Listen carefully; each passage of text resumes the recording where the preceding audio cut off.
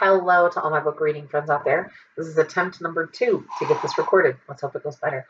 Um, it's been a minute since I've been able to give you an update on my reading. The first weekend of the month, I was in Newton with my solo girls competing for state solo competition with Color Guard. And then Saturday and Sunday, I was in Iowa City, about 3 hours away, playing for some vocalists with the National Association of Teachers of Singing Regional Competition. And then last Thursday, after my husband got off of work, he and I took off with the equipment trailer and took until Saturday morning with a couple of stops in hotels and things to drive the equipment trailer to Washington, D.C. for the marching band and orchestra trip. He and I headed out at around lunchtime on Wednesday, drove until we hit just near Dayton, Ohio, Wednesday night, stayed in a hotel, and then drove the rest of the way home yesterday. So it was Tuesday we left and drove home Wednesday. Whatever. That's the kind of week it's been. It was great. The kids got to perform in DC a couple of times. We got to see a lot of really cool things. I was there like 10 years ago, and my husband's never been, and he's a history minor, so he was pretty excited to get to go this time, even if he did have to drive an equipment trailer to do it. But he was very excited to get to go. And so I've been a little bit busy. I've done pretty well reading so far. It's the 14th of the month, and I've got 7 books read, so I'm not doing too bad. I'm doing 3 readathons right now. I added another one after I uploaded the video about the readathons I was doing, because it's a quick 6-book readathon, and I'm already halfway through that one. So I'm going to start kind of at the top of the Thankful-a-thon. The Thankful-a-thon is just 7 books. And the first one was a series that you're thankful for. This is the last book in the series. The book is called Capturing the Devil. The series is the Stalking Jack the Ripper series by Kerri Maniscalco. The devil in this particular book is the man who was known as the Devil in the White City, H.H. Holmes, who built a murder house during the Chicago World's Fair. Audrey Rose and Thomas, the man she loves, and her uncle end up involved in the investigation into the deaths in Chicago, because there seem to be some similarities to the Ripper murders in London. And so there's some curiosity as to whether maybe it's the same person. Well, Audrey and company believe that the Ripper is dead. They believe they know who it was, and he's dead. So then the question becomes, well, was he working with someone? I went and did a little research after I read the book, and it turns out that H.H. Holmes did, in one interview, hint that he might have been involved or might have known something about the Jack the Ripper murders in London. So she decided to play that up in the book a little bit and have those working the case question whether or not the two series of murders were linked across the ocean. So good book. I had to see the series end. She's been a great writer. It's been a lot of fun to read. Lots of fun adventures, lots of really good storyline writing, lots of really good character development and relational development. So it's been a joy to read that one. So that was the series I'm thankful for in the Thankful-a-thon.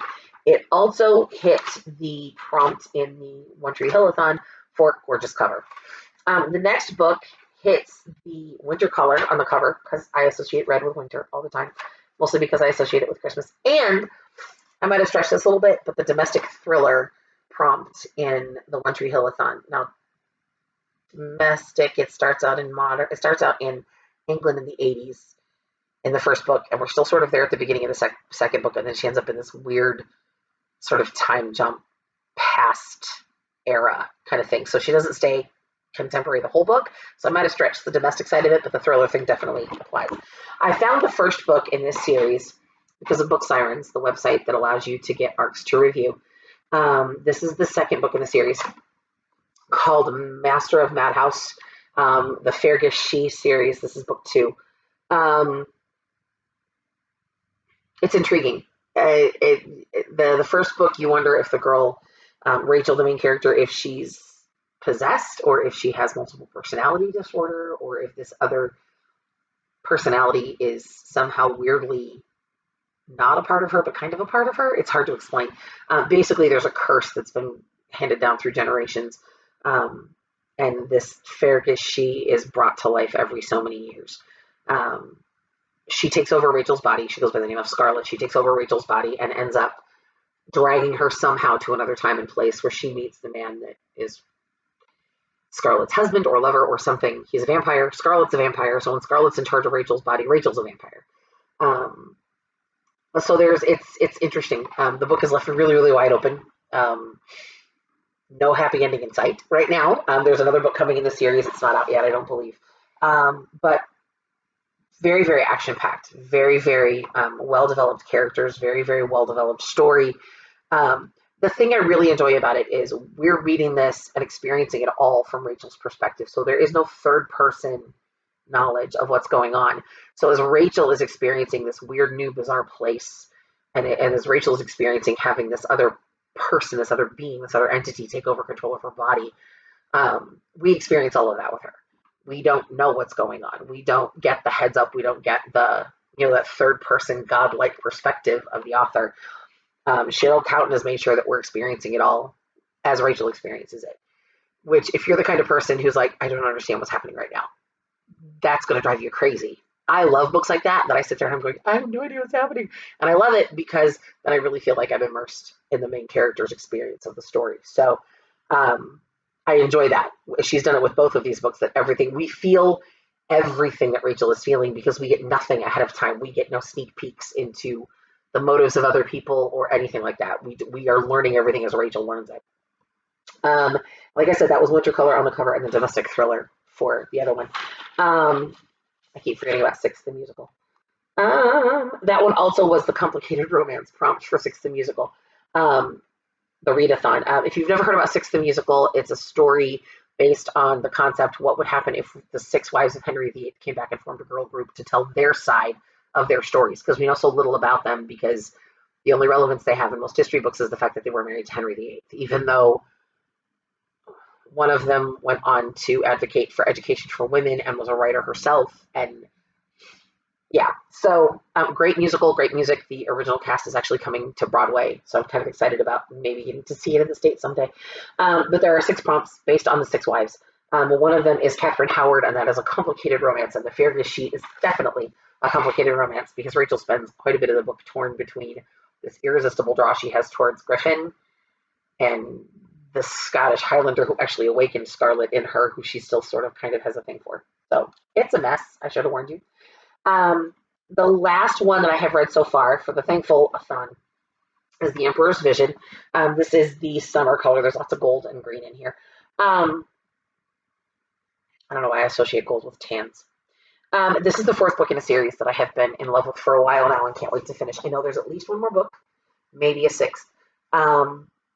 The whole series revolves around this prophecy of 3 people who are supposed to be bringing these cylinders, they're called seals, the Titilangier seals, to the capital city, and they're going to overthrow the pretender king, who buried his brother alive to take the throne. There's a glider. These are people who have glides built that connect their wrists to their ankles, and they don't fly, but they can leap and glide from tree to tree. They can't take off from the ground and fly like a bird, but they can sort of float. If they get up above, they can float down and land on things.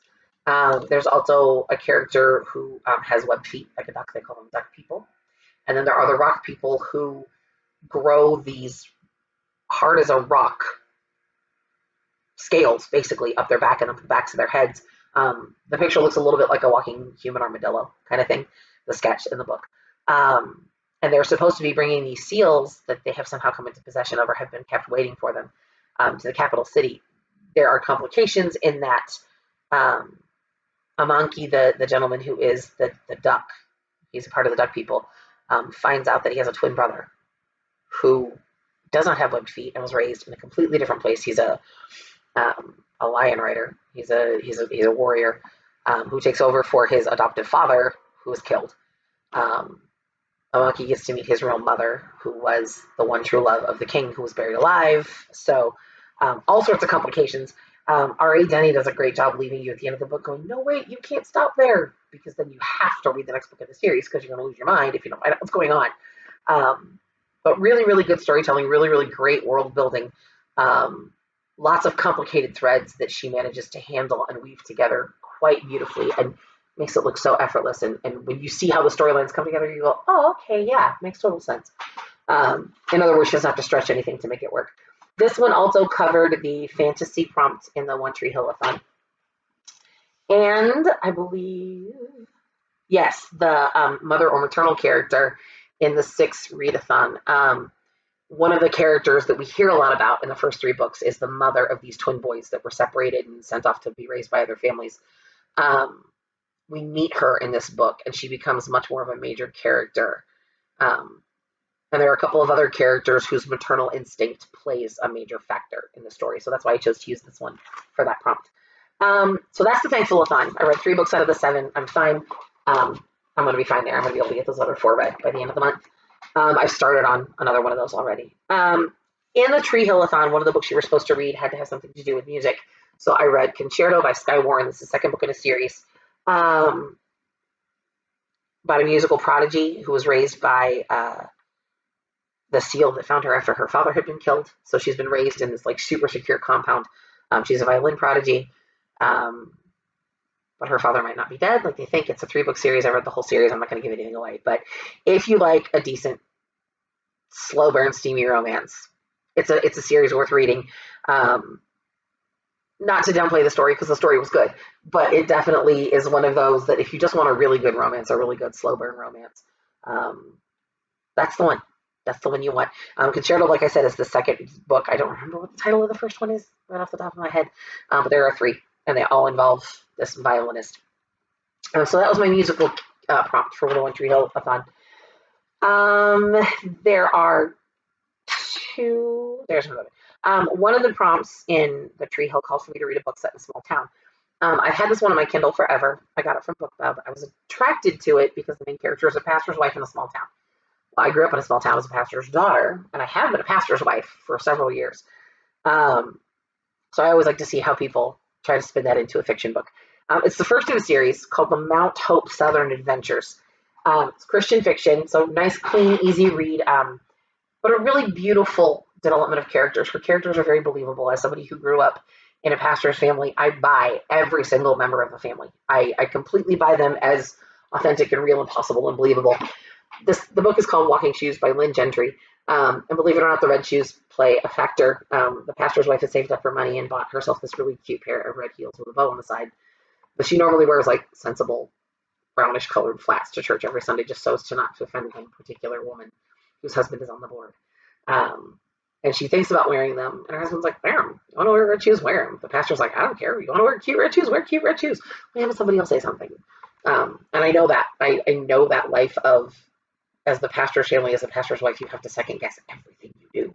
Because there are people who feel they have the right to have an opinion about everything. I loved it. It was very small town. I could have replaced the names of some of the characters in the book with the people. I grew up in a town of 650 people. I could have replaced the names of some of these characters with people I grew up around, and the story would have been just as authentic. Because I saw some of my small town people in this book. The twist is right at the beginning of the book, while her husband is getting up to preach, he gets a couple of sentences into a sermon and drops dead of a heart attack in the pulpit. She doesn't work outside the home. They live in a parsonage owned by the church, and she suddenly is a widow. And her adult kids, the relationship with them is strained and stressed. Now what? The nice thing is everything's not all tied up nice and neat at the end of the book. She has to go out and get a job and still needs to move out of the parsonage because she's no longer married to the pastor. And there are still things that her kids are trying to figure out about their lives, and they're still trying to rebuild a relationship with their mom. So it's not all tied up nice and neat at the end of the book. There's a series to do the rest of that. So I will be reading the rest of the series. Really well developed characters. And as someone who grew up in a small town, I just could identify in a small town in a pastor's family. There was so much to identify with in this story. It was just really, really, for me, I felt a really strong connection to the story. So I definitely want to finish the series. But that was my small town book. Or the book for the small town prompt, I should say. This next one, I loved. I've had it on my Kindle to be read forever, and I don't know why it took me so long.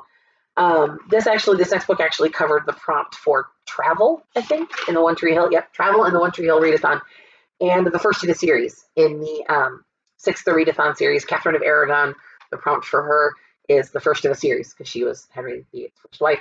I absolutely fell in love with this. And it's not a genre I normally seek out. I picked it up just because it intrigued me. And I know the young lady who did the stage management, who was my stage manager for a musical I directed in 2011, knows the author. I figured that out a while ago. So it's kind of wild to know somebody who knows an author of a book that I read. I'm absolutely in love with this. If you like the Clive Cussler, Dirk Pitt, Indiana Jones, treasure seeker, treasure hunter, exciting archaeological digs, tying together ancient civilizations kind of stuff, this is a series for you. Dust McCallan and the Heart of the Serpent by C.K. Birch. Um, I love everything about this. It takes place in the 1930s. Dust McCallan is our bad boy hero, kind of. I know the cover looks like it's a graphic novel. It's really not. There are sketches of all the characters in the book. So after C.K. Birch describes the characters to you, you get this really neat sort of graphic novel black and white pencil sketch of them, and it's kind of cool. So you're like, oh, I was kind of accurate in how I envisioned them. Um, Dust McCallan is this sort of disaffected, disassociated archaeologist, a fan of archaeology, who hypothesized that Atlantis was real and was connected to the Mayan civilizations, and everybody's like, you're a crackpot, forget you.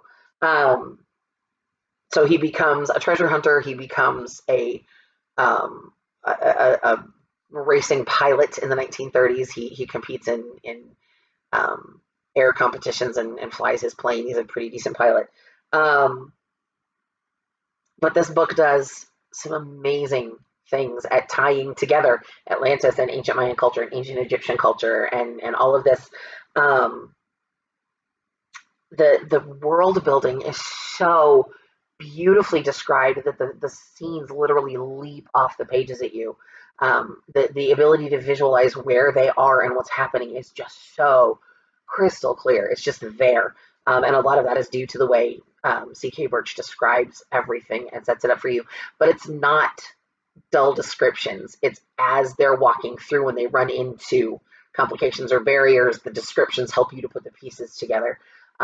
Almost like instead of seeing it before the characters enter it, you see it as the characters are entering, and you kind of move through with them, which is great.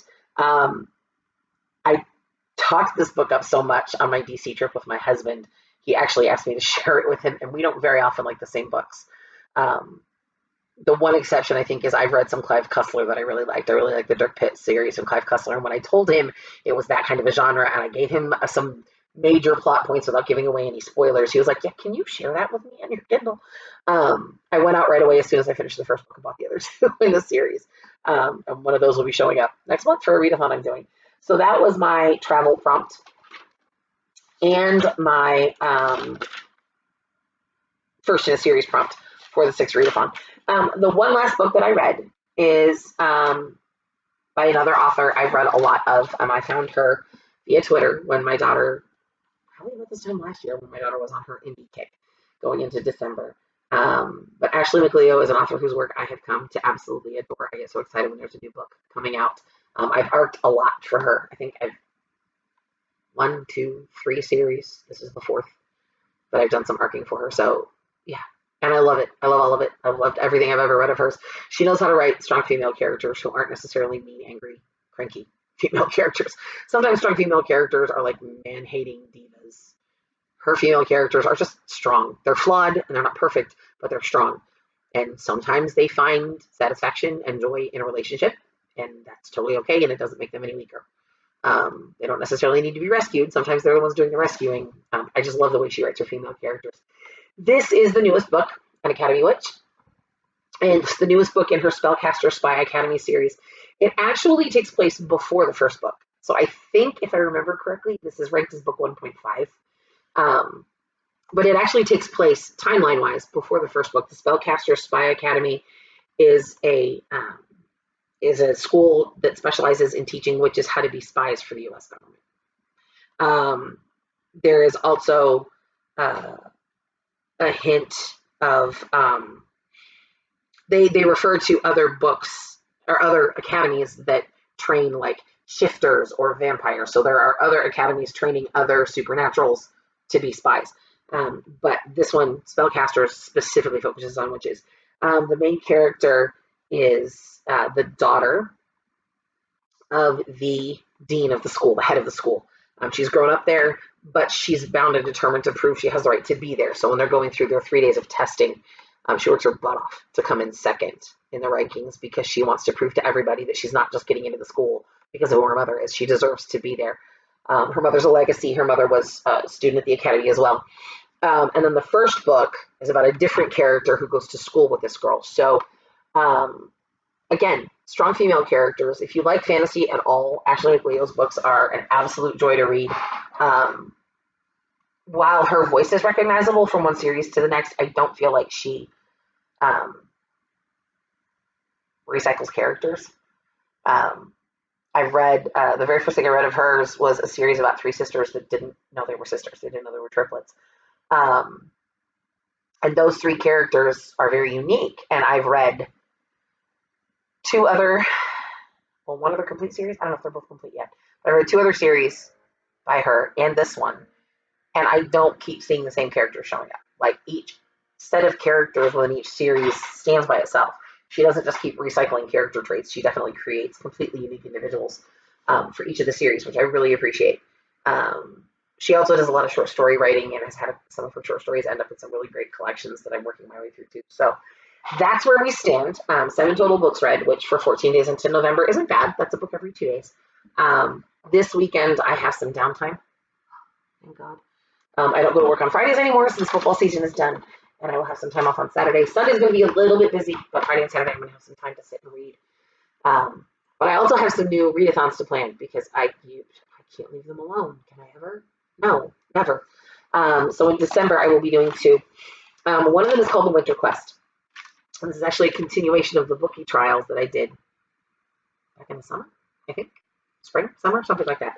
The amazing Rachel Murray has put together a readathon. It's going to be a short, like 1 week readathon, with the goal of this one being less is more. So the idea is to read as few books as possible to cover all the prompts, right? She picked up the micro challenge from the Bookie trials where we had to pick our little Damony sidekicks. And the story is that they've been kidnapped by someone. They've been taken by someone. We were all put to sleep, and they took our little sidekicks. So we all have to try to get them back, and we have to work together. So there's no team competition like there was with the Bookie trials. The idea is that we're working together. Everybody in the land is working together to rescue our Damony sidekicks. So there are 2, 4, 6, 8, 10, 11 prompts. The goal is to read as few books as possible to cover all of the prompts. One of the prompts calls for you to buddy read, and my daughter, who is the indie book queen, she and I decided to buddy read together, but she's also trying to do in December. She and I both did the Bookie trials. We're both doing the Winter Quest. She also is very committed to doing in December, which I'll talk about in a minute. So she picked an indie book for us to buddy read, and just looking over the list, I just started last night for about 20 minutes. At least for probably 5 or 6 prompts I'll be able to cover with that one book that she and I are buddy reading together. Plus, it also fits into the In December. Now, In December is unique as far as readathons go, and I have just started putting my bingo board together, as you can tell. Rather than just being a readathon, the focus of the In December reading challenge is to review indie books. The more I get to know indie authors, especially via Twitter, and the more time I spend reading and reviewing indie books, I'm beginning to realize just how heavily they rely on individual reader reviews on websites like Amazon and Goodreads. So the goal of In December, like there are 1, 2, 3, 4 boxes on the bingo board that just you get to claim once you've done a certain number of reviews. So right away I can claim the 0 to 9 reviews, and then there's 10 to 29, 30 to 60, and over 60. Now the trick here is I'm not going to read 60 books in a month, but there are probably, if I go back and look at my Amazon list, there are probably indie books I haven't reviewed there yet that I've read this year that I can go back and review and count them towards the review portion of the bingo board, even though I'm not reading them in December. The goal is to review them in December and help push sales for those writers. So I'll be doing some digging into my reading list to see which indie books I haven't really reviewed yet on either site and go that route. But again, I've tucked in some of the books. Luckily, I've been able to tuck in a couple more of at least one more of the Dust McCallum books into here, so I'm excited about that. There are some great booktubers who have put together suggestion videos for this because I wouldn't know what to do otherwise. But there are things like novella or poetry, a contemporary book, a sci-fi book, a romance book, a mystery or thriller, a horror, something naughty. Go to the erotica or senior romance part of your bookshelf. Dystopia or post-apocalyptic, something released in 2019. There's a few indie books out there that I still haven't read yet that came out this year, so I'll be going that way. A non-Western inspired, something with red on the cover. There's several that have, there's white and blue, red, gold or silver, and green. So some of them are just colors on the cover. But I love the idea that the push behind this is not just to read them, but to review them, to go online and post reviews and help promote books that way, indie authors that way. So I will put links to all of the book and the readathons that I'm doing right now in the comments. I will also put links to the 2 that I'm doing in December, just to help promote those a little bit as well. But other than that, share in the comments either your favorite indie authors and their books or what books you're reading right now.